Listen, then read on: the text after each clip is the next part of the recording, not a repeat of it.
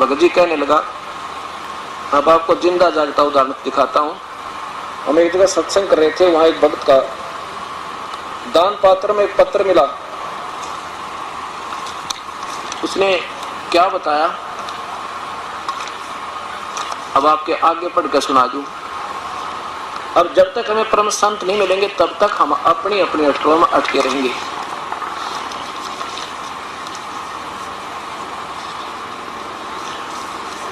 इसने क्या बताया कि जी मेरी पत्नी 2 बच्चा न छोड़कर चली गई और मुझे दमे की बीमारी, दोनों बच्चों की परवरिश के लिए मैंने चोरी का सहारा ले लिया, चोरी करने लग गया। और आपका सत्संग सुना मैंने आज ही, और आज आपका नाम भी ले लिया, और मेरे दोनों बच्चे चूहों की गोली खाकर मर गए। उस दिन दास ने ये सत्संग सुनाया था कि जो अपने बच्चों को चोरी का या रिश्वत का धन से परवरिश करता है, उसको अपने बच्चों को जहर देने की जरूरत नहीं पड़ेगी, एक दिन ऐसा आ जाएगा। और वही परमात्मा के विधान से अपरिचित होने से आप लोग ये करते हो, क्योंकि ना मासा घटे ना चल बदे। जब तक उस परम पिता का सहयोग नहीं मिलेगा, वो तो घटा बता देगा परम पिता कबीर परमेश्वर, और किसी के वश का नहीं, कोई कर्म न काट दे। तो इसने अपनी आप बीती कथा सुनाई इस दास को, और इसको पत्र हमने 2 दिन पीछे मिला, दान पात्र में पड़ा रहा, कितना पैसे काट दिया हमने। गुरुजी मैं एक बेबस लाचार हूँ, मेरी पत्नी 2 बच्चों को छोड़कर किसी दूसरे आदमी के साथ चली गई। मैं सांस की बीमारी का मरीज हूँ, मेरे पास कमाने का कोई साधन नहीं था, इसलिए बच्चों के पालने के लिए मैंने चोरी करना शुरू कर दिया। उस दिन भी मैं चोरी करके आया था, लेकिन मैंने आपका सत्संग सुना तो अपने आप से नफरत हो गई। जो कुछ मैंने चोरी किया था वह पैसे दान पात्र में डाल दिया। यह इसलिए कि मेरे पाप की कमाई से बच्चों का जीवन बनाना चाहा, लेकिन मैं दोनों बच्चों ने चूहों वाली दवाई खाकर, दोनों बच्चे चूहों वाली दवाई खाकर मर गए। अब गुरुजी मैंने इतने पाप किए, शायद 7 जन्म भी नहीं धुल सकते, परमात्मा सकते। कल मैंने आपसे उपदेश भी ले लिया, आप कृपा करें तो शायद मेरे पाप कम हो सकते हैं। सत्संग में आप सच कहते हो कि कर्म पूरे गुरु के बिना नहीं कट सकता। मैंने 8 साल से आसाराम बापू का मंत्र ले रखा था, लेकिन पाप कटने की बजाय बढ़ते ही चले गए। गुरु दया करन मुझ पापी पर भी। प्रणाम गुरुजी, एक दुखी जीव का पत्र। अब ये सोचना कि देखो दास ये अभिमान नहीं करता कि मैं बहुत बड़ा संत हूँ या मैं बहुत, लेकिन मेरे भगवान वो समर्थ हैं जिसकी मुझे आड़ मिली हुई है, और वो ही हमारे बुराई छुटा सकते, ना कति ना छूटे, चाहे कितनी बात बनाओ। देखो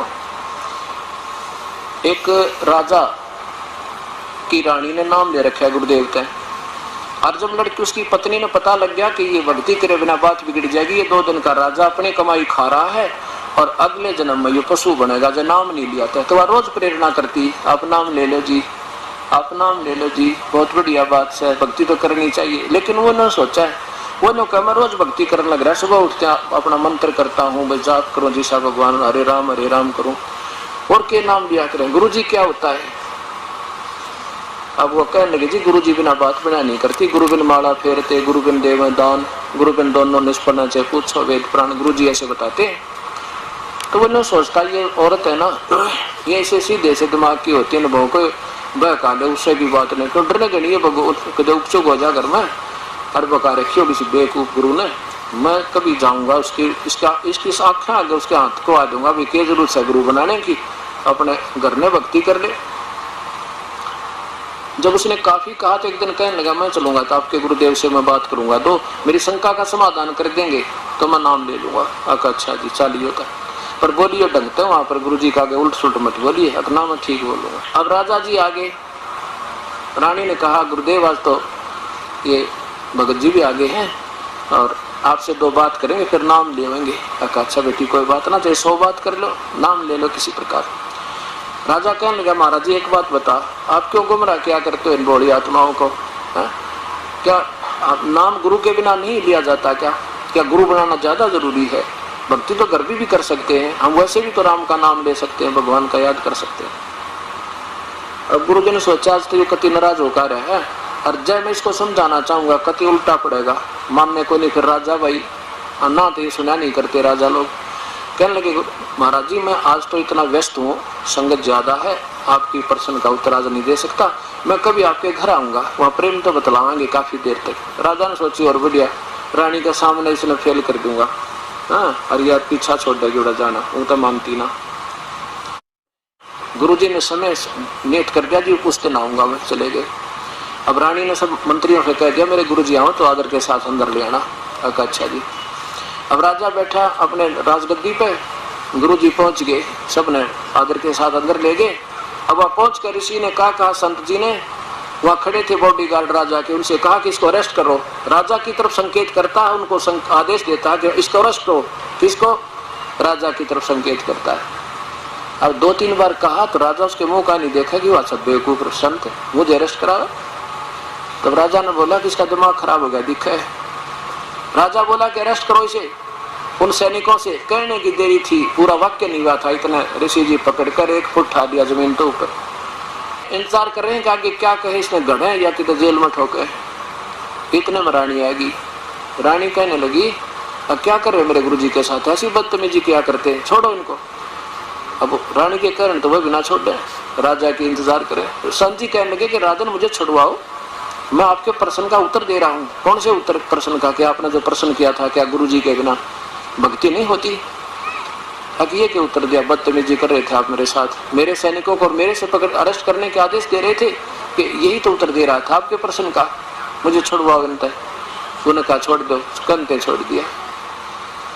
अब राजा ने क्या, संत ने क्या बताया कि देखो राजन, आपके पास सबद शक्ति है और मेरे पास आपके राज वाली सबद शक्ति नहीं, मैं उस परम पिता की शक्ति से युक्त हूँ, मेरे पास उस भगवान की शक्ति दी हुई है और आपको केवल राज की शक्ति है।